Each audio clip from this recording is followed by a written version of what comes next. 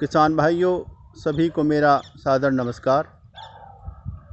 आज मैं आपको जीवांश कार्बन के बारे में बताना चाहता हूँ।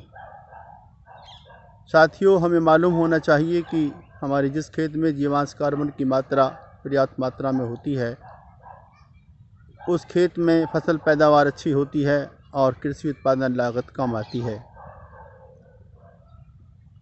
साथियों, जिस तरह से हमारे शरीर के खून में हीमोग्लोबिन होता है, ठीक उसी तरह हमारी भूमि का हीमोग्लोबिन जीवांश कार्बन है।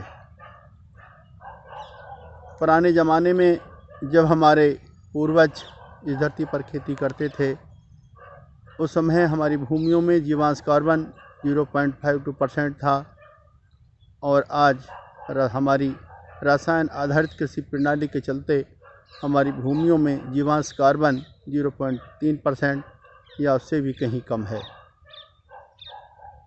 साथियों, मैं इसे एक उदाहरण के तौर पर आपको इस तरह से समझाना चाहता हूँ कि जब किसी स्त्री या माँ में हीमोग्लोबिन की मात्रा कम होती है तो वह कमज़ोर होती है और उससे पैदा होने वाला बच्चा भी कमज़ोर पैदा होता है। और यदि किसी स्त्री माँ में हीमोग्लोबिन की मात्रा पर्याप्त मात्रा में होती है और वह ताकतवर होती है तो उससे पैदा होने वाला बच्चा भी ताकतवर अच्छा होता है। ठीक इसी तरह हमारी भूमि में यदि जीवांश कार्बन की मात्रा पर्याप्त मात्रा में है तो उससे फसल पैदावार अच्छी होगी, और जिस भूमि में जीवांश कार्बन पर्याप्त मात्रा में नहीं है तो उससे फसल पैदावार भी अच्छी नहीं होगी। इसलिए हमें अपनी खेतों से अच्छी पैदा लाने के लिए ज़रूरी है कि हम अपनी खेतों में, अपनी भूमि में जीवांश कार्बन की मात्रा को बढ़ाएं। हमारी भूमि में पर्याप्त जीवांश कार्बन की मात्रा 0.8 से 1% के बीच होनी चाहिए। यदि हमारी भूमि में जीवांश कार्बन की मात्रा पर्याप्त मात्रा में है तो हमारी कृषि उत्पादन लागत कम आती है, हमारी मिट्टी भुरभुरी होती है, मिट्टी में पानी को रोकने और सोखने की क्षमता अच्छी होती है, हमारे खेतों में, हमारी भूमि में नमी बनी रहती है, जिस कारण हमें अपने खेतों में, अपनी फसलों में सिंचाई की कम आवश्यकता होती है। फसल में खेतों से वाष्पीकरण कम होता है, हमारे पानी की बचत होती है, भूमिगत जल स्तर बना रहता है और भूमिगत जल स्तर ऊपर उठता है।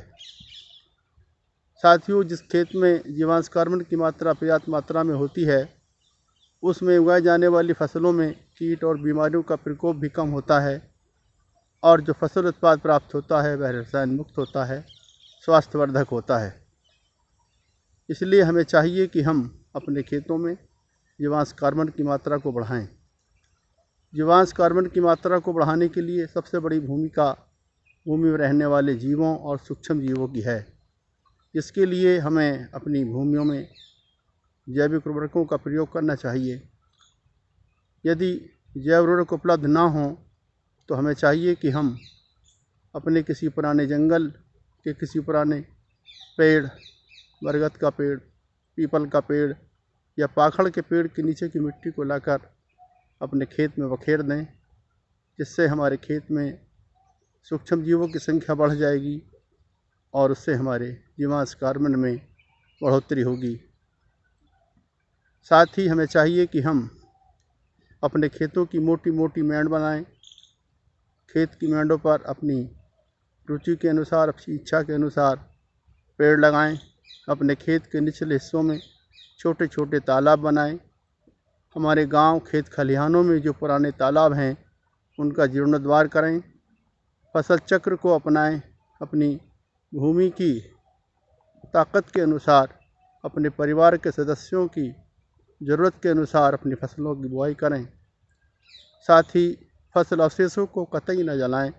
फसल अवशेषों को खेत में ही पड़ा रहने दें ताकि वो हमारे खेत में जैविक खाद का रूप में प्रयोग किया जा सके। साथ ही हमें चाहिए कि हम अपने खेतों में गोबर की खाद, नेडप खाद, वर्मी खाद, हरी खाद का प्रयोग करें। यदि हम ऐसा करते हैं तो हमारे खेतों में जीवांश कार्बन की मात्रा बढ़ेगी, उत्पादन अच्छा होगा। हमें यह बिल्कुल इस बात को याद रखना चाहिए कि जीवांश कार्बन हमारे खेतों की आत्मा है, इसलिए हमें अपने खेतों में जीवांश कार्बन की मात्रा को अवश्य बढ़ाना है। साथियों, मैंने आपके सामने अपनी बात रखी। यदि आपको मेरी बात अच्छी लगी हो तो आप अपनी जिम्मेदारी को निभाएं और अपने खेतों में रासायनिक उर्वरकों, फसल सुरक्षा रसायनों से अपना ध्यान हटाकर जीवांश कार्बन की मात्रा को बढ़ाने की तरफ ध्यान दें। साथ ही हमारे इस वीडियो को अपने दोस्तों में, अपने साथियों में शेयर कर दें और हमारे खेती और प्रकृति के चैनल को सब्सक्राइब कर लें। धन्यवाद।